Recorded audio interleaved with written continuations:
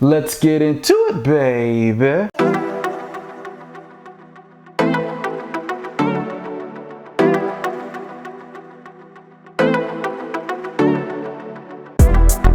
Ah yeah, it's time to travel and bang, baby. This is Travel and Bang. I am the one and only Marky Bravo, the mulatto. Welcome to the jungle. We got fun and games. Let's talk about the dark arts of seduction and the nuance of game. Hit that subscribe button if you gain value from the entertainment or the knowledge that you receive. And before we get into it, we got to pay some bills, y'all. This one is going to be brought to you by a fragrance, one of my favorite European fragrances, straight out of the land of Deutschland. That's Germany if you don't know. It's Bruno Banani, okay?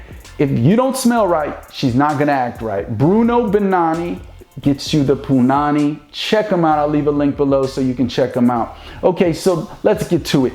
This one is about something recently was in the headlines. If you ask me, it was just a cheap shot at a man who's passed away. He's not alive to defend himself.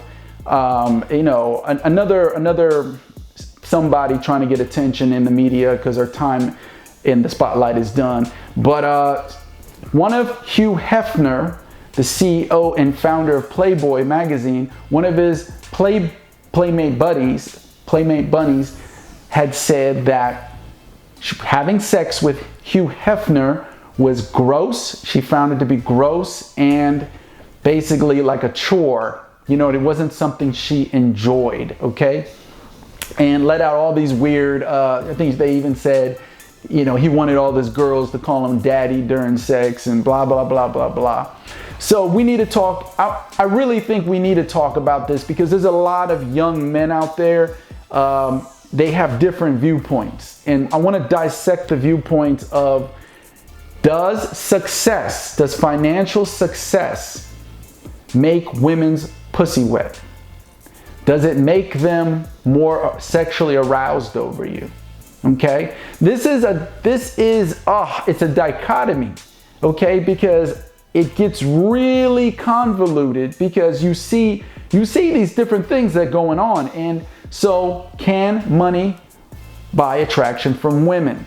Now, from the school of thought, I can tell you that the money, usually, gentlemen, will initially, because of hypergamy, will attract the woman to want to find you suitable to be a companion, a provider, okay? And a lot of men get the hypergamy thing fucked up. I see some dating coaches and claiming that it ain't real, we're all hypergamous. No. We are, but we're total different hypergamous type of creatures. We're designed a little differently through evolution. So let me explain hypergamy so you get it.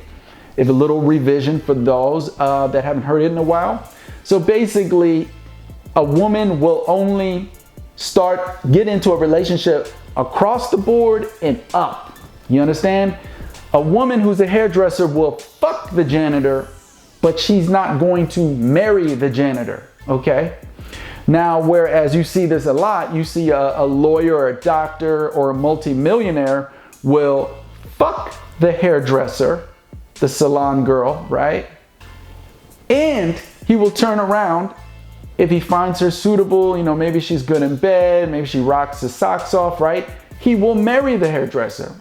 So you see where the hypergamy is very, very different. Don't get me wrong. I know I hear some people in the background saying, oh yeah, oh my girl Sheila, she married the janitor. She married the, you know, a lawnmower man. What do you got to say now? Nah. We're talking overall across the board. We're talking about the 98%. We're not talking about the 1-2% of women who actually override that software program in their brain and do what they want to do, okay? So let's get this straight. So that's hypergamy, okay? So the reality is, yes, if you acquire a large sum of financial wealth, abundance, most women will find you to be a suitable, will be very attracted to you in the sense of being a provider, okay? Now, here comes the depressing part that needs to be brought to light. Rollo Tomassi, in one of his books, The Rational Male series, because you had one and then you had the second that was positive masculinity, and then I think the third one was preventive medicine, or maybe it was flip-flop. But anyway, he said in The Rational Male, you cannot negotiate genuine desire. And if you do negotiate it, what you'll get is a woman who feels obligated to fuck you, be with you. And through time, very short time usually, she will become resentful. You know what I mean? She'll become very bitchy, very asinine, very salty toward you, because she's not in it. There is no genuine desire to become sexually aroused with you. Do you understand? It's more of a job. You know what I mean? So this is where, let's use an example, and you've heard this many a times. I even know people where it happened to. A rich, wealthy gentleman, okay, who lived in the Virgin Islands. By the way, I have family there, so this is a real story. British Virgin Islands, okay? The gentleman was in his 60s and he married a 26-year-old hottie, little hot thing, 26 years old, and he's an older gentleman, multi-millionaire, has right there in Virgin Gorda, has a mansion outlooking the water, the coast. If you don't know where that is, Google it, by Necker Island, by Richard Branson's islands that he owns, okay? And she married him obviously because he's wealthy. Why do they marry? Of course, because it's fine. It's a life of leisure. Anybody who says, no, well, listen, working sucks, okay? That's just a fact, okay? Unless you're working your dream job, for most people, working 8 to 12 hours a day, 5 days, 6 days a week is really grueling work. And that's why a lot of beautiful women end up marrying the rich provider, because it's a life of leisure.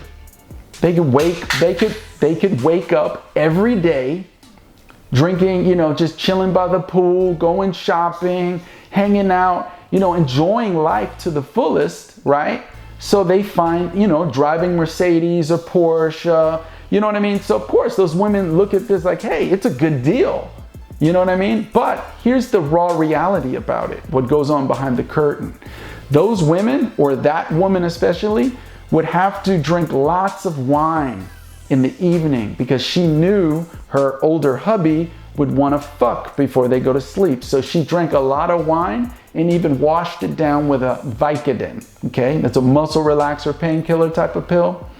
Vicodin or Xanax and wine, you know what I mean? So why?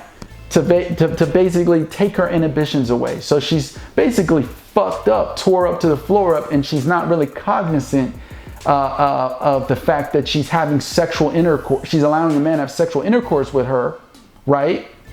That she's not attracted to. A gentleman who's older and probably is not a fit guy anymore. Probably has moobs, man boobs, a droopy butt, you know what I mean?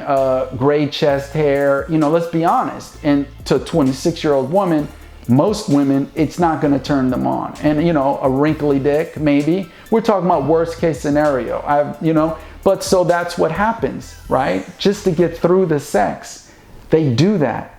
You know what I mean? And they do whatever they can do to end it as soon as possible. Hopefully 3-5 minute sex, right? So that already shows you. You cannot negotiate sexual desire. The woman is basically getting inebriated just to go through it. And then, the rest of the day she's enjoying the man's money, she's enjoying the luxuries, the time off, the boat, the yacht, whatever, trips to Saint-Tropez, whatever that affords her. So for these women, they still find it, bearable. Now this is the catch. When that gentleman, that older gentleman, the multimillionaire, went on business trips, okay? This is real deal. Listen up. There was this muscular pool boy, black Caribbean man, okay? He was the pool boy. Came there to clean the pool out because they have an infinity pool right there in the back of the house outlooking the water, okay? And when old geezer, the British white geezer, multimillionaire husband, went on trips away, she was left there, and guess what? she started fucking the muscular black Caribbean pool boy guy, okay? Literally, like, the person who's the gardener used to watch it, okay? And he literally would gossip and tell people in my extended family about it. He literally watched the episodes. This man would just knock it out, really fuck her silly, really hard in the pool. Yeah, you know what I mean? Easily could get caught because, you know, people got binoculars and stuff. Or she took him back in the crib for some lemonade or some shit, and then he just right there in the kitchen fucks her doggy style hard, pulls her hair. You know, this is the type of hardcore type of sex, and she's into it. You know what I mean? The gardener who's watching this through the screen window, he sees she's into it. She's really into it. Oh, fuck yeah, fuck me, fuck me, fuck me. You know, that type of shit. You understand? Now, when her husband comes back, obviously he doesn't know shit, and everyone's too scared to say anything because he probably is in denial and won't believe it. When he fucks her, she just lays there, okay? Like a corpse. You know? He's like, and she's like, oh yeah, Thomas, fuck me, oh do it, baby, yeah, daddy. You know, that's what happens, okay? I know, it's pretty ridiculous, you know what I mean, imitations I'm making, but I'm trying to give you a visual, okay? So the reality is this: money is not enough to create sexual desire, any desire in a woman. And a lot of those marriages, just to let you know, that woman ended up leaving the multimillionaire geezer husband, okay? Down the line, you know what I mean? I don't know if he ever found out about it, he probably knew about it, whatever, but women leave. Look at Elon Musk, how many marriages or women he's been through. Look at the founder of Amazon. You know what I'm saying? Women leave. Bill Gates' wife filed divorce. You know how rich he is? Why didn't she want to hang out? Why didn't she want to hang on? Because it's not enough. It's not enough to sustain a long-lasting relationship. You have to have a real, genuine desire, real sexual chemistry. It has to be. And that's where you have to develop a sauce. Okay, they call it the sauce. You know what I mean? You gotta have that je ne sais quoi. That's French for that which cannot be named. Because the way it doesn't matter how you try to describe it, you can't. It's just something that you got. It's a swagger. You're a brand name. Every man needs to become a brand name. You know what I'm saying? Every man, and that's the only reason why I got problems with other dating coaches. They're not teaching that. Every man needs to develop his brand of who he is.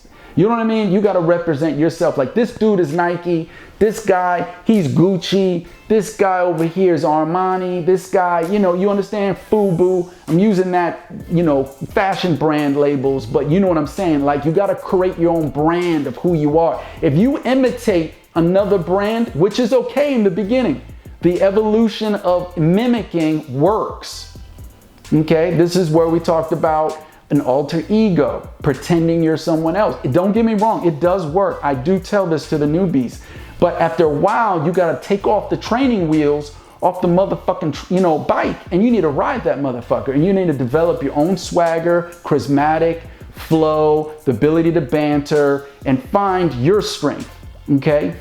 And hey, you know what I mean? Most men, it's the truth. You haven't been pimping since pimping's been pimping. You know what I mean? You go through it. We all make mistakes. Sometimes we all play the simp in certain situations. You know, being with a woman you're really into, especially if there's a lot invested, it can happen. Don't let anybody persecute you saying, oh, you don't know real game. Simp, you better check yourself. I know how the game goes down. No, everybody played that role. It's all an evolution. But you have to understand, before we wrap this up, you can't negotiate genuine desire. The woman will get resentful and will feel like her emotions and her sexuality are negotiated, okay? It's the same reason with prostitutes, call girls, women you pay to have the girlfriend experience with, whatever you want to call it. These women, they literally can detach their emotions and their arousal from the sex. So while the Johns, the guys who's paying for sex, are going at it, the woman, the hooker or whatever, sex worker, if you want to be respectful, she's just like this. Okay, yeah, baby, yeah, oh, fuck yeah. Oh God, I gotta get out of here. You know what I mean? That's because you can't negotiate genuine desire. That's why it's futile to have sex when I tell men to pay a sex worker if you're getting desperate. That's why I'm not a believer in that. You can't negotiate genuine desire. Attraction isn't a choice, gentlemen. Attraction isn't a choice. Go get the money, become very financially successful, but at the same time, as above, as below, as within, as without. Make sure you take care of this as well and become financially wealthy within who you are.